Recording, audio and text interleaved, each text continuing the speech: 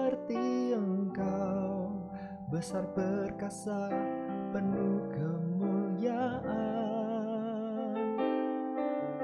Kau yang termanis di dalam hidup ini, ku cinta Kau lebih dari segalanya. Besar kasih setiamu kepadaku, ku sembah Kau, ya Allahku.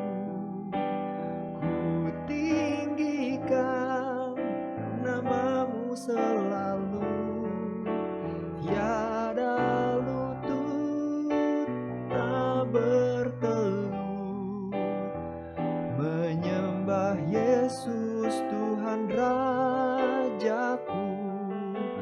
Ku sembah Kau, ya Allahku. Ku tinggikan namamu selalu, tiada lidah tak mengaku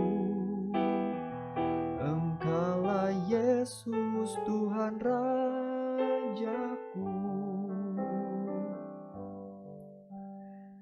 Imamat pasal yang ke-15 ayat yang pertama dan kedua. Tuhan berfirman kepada Musa dan Harun, "Berbicaralah kepada orang Israel, dan katakan kepada mereka, apabila aurat seorang laki-laki mengeluarkan lelehan, maka najislah ia karena kelelehannya itu." Ayat yang 19. Apabila seorang perempuan mengeluarkan lelehan, dan lelehannya itu adalah darah dari auratnya, ia harus 7 hari lamanya dalam cemar kainnya, dan setiap orang yang kena kepadanya menjadi najis sampai matahari terbenam. Ayat yang ke-30 sampai 33. Imam harus mempersembahkan yang seekor sebagai korban penghapus dosa, dan yang seekor lagi sebagai korban bakaran. Demikian imam mengadakan pendamaian bagi orang itu di hadapan Tuhan, karena lelehannya yang najis itu. Begitulah kamu harus menghindarkan orang Israel dari kenajisannya, supaya mereka jangan mati di dalam kenajisannya, bila mereka menajiskan kemah suciku yang ada di tengah-tengah mereka itu. Itulah hukum tentang seorang laki-laki yang mengeluarkan lelehan, atau yang tertumpah maninya yang menyebabkan dia najis, dan tentang seorang perempuan yang bercemar kain, dan tentang seseorang, baik laki-laki maupun perempuan, yang mengeluarkan lelehan, dan tentang laki-laki yang tidur dengan perempuan yang najis. Kali ini Tuhan memperingatkan bangsa Israel yang tidak bisa terlepas daripada kenajisannya, yang mana seorang laki-laki akan mengeluarkan maninya ketika mereka berhubungan dengan wanita. Dan itulah yang menjadi kebiasaan sebuah keluarga normal ketika mereka menginginkan memiliki keturunan, maka mereka akan melakukan itu. Namun ternyata di dalam melakukan sesuatu yang normal pun itu menajiskan mereka. Demikian juga perempuan yang setiap bulannya mengalami periode haid, di mana mereka mengeluarkan lelehan, yaitu darah.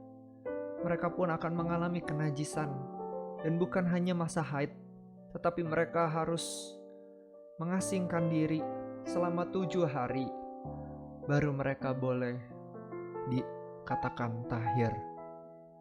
Di dalam kondisi seperti ini, bangsa Israel harus berhati-hati, karena mereka harus menghitung tanggal mereka, kapan mereka akan datang bertemu dengan Tuhan, dan kapan mereka bisa melakukan hubungan seks. Dan tidak boleh sembarangan, dan tidak boleh kapanpun mereka mau, maka mereka bisa melakukannya dengan bebas. Karena di dalam hidup bersama-sama dengan Allah, di dalam beribadah, Tuhan memberikan sebuah aturan yang ketat bagi bangsa Israel. Agar apa? Agar mereka tidak mati atas kenajisannya. Bila mereka menajiskan kemah suci yang ada di tengah-tengah mereka, maka tentulah mereka mati. Dan Tuhan ingin menghindarkan bangsa Israel dari kematian. Maka perintah untuk tetap menguduskan diri dalam hal seksual, mereka harus tetap menjaganya.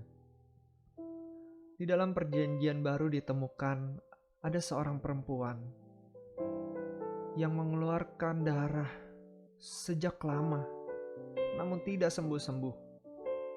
Hal itu diceritakan paling lengkap di Markus pasal 5. Seorang perempuan yang 12 tahun disebutkan. Ia menderita pendarahan. Ia telah berulang-ulang diobati, namun keadaannya bukan semakin baik, tetapi malah semakin buruk. Perempuan ini adalah perempuan yang najis, yang tidak boleh ditemui oleh orang banyak.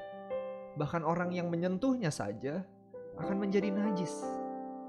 Sehingga ketika imannya berkata, asal ku jamah saja jubahnya, aku akan sembuh. Disitulah iman yang luar biasa dari seorang perempuan, bahwa ketika dia menjamah Yesus Kristus, disitulah kejadian yang luar biasa terjadi. Kenajisan yang ada di dalam dirinya mendadak hilang. Penyakit yang ada di dalam dirinya dinyatakan sembuh.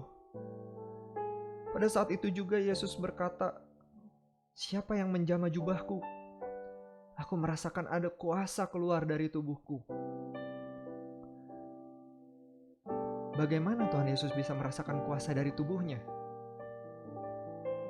Dan apalagi jikalau perempuan ini berhasil memegang jubah Tuhan Yesus, maka jubah Tuhan Yesus itu menjadi jubah yang najis. Dan bukan hanya jubahnya, melainkan Tuhan Yesus juga akan menjadi orang yang najis saat itu juga. Namun Tuhan Yesus berkata kepada perempuan ini, hai anakku, imanmu telah menyelamatkan engkau. Pergilah dengan selamat dan sembuhlah dari penyakitmu. Disinilah tujuan Tuhan Yesus datang ke dunia. Dia datang untuk disentuh oleh orang-orang najis. Agar apa? Agar orang-orang yang tadinya najis boleh dikuduskan. Dan kenajisan itu berpindah kepada Yesus Kristus. Dan dia tanggung semua kenajisan itu di atas kayu salib. Adakah kita datang dengan penuh iman seperti perempuan yang penuh kenajisan ini? Asal ku jamah saja jubahnya, aku akan sembuh.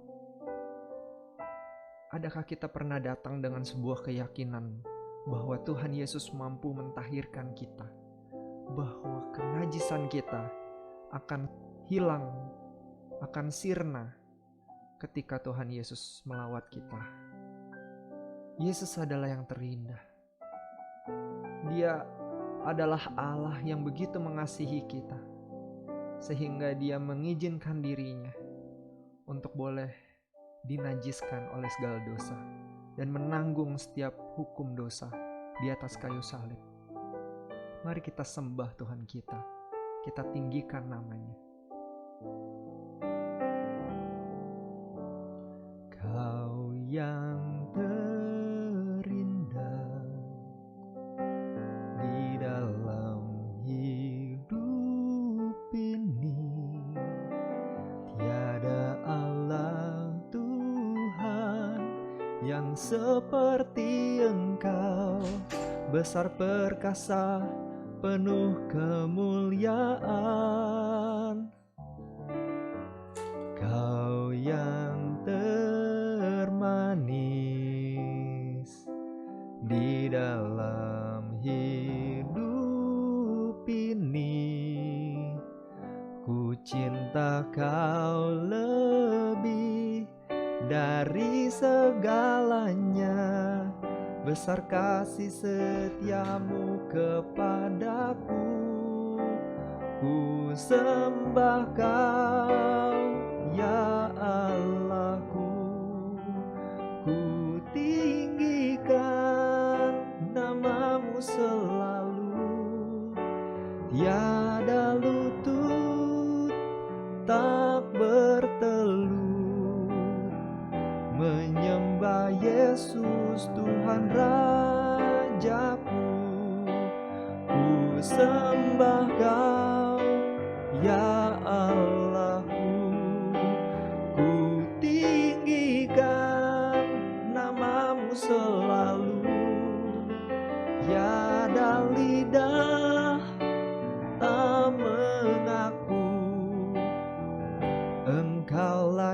Yesus Tuhan Rajaku.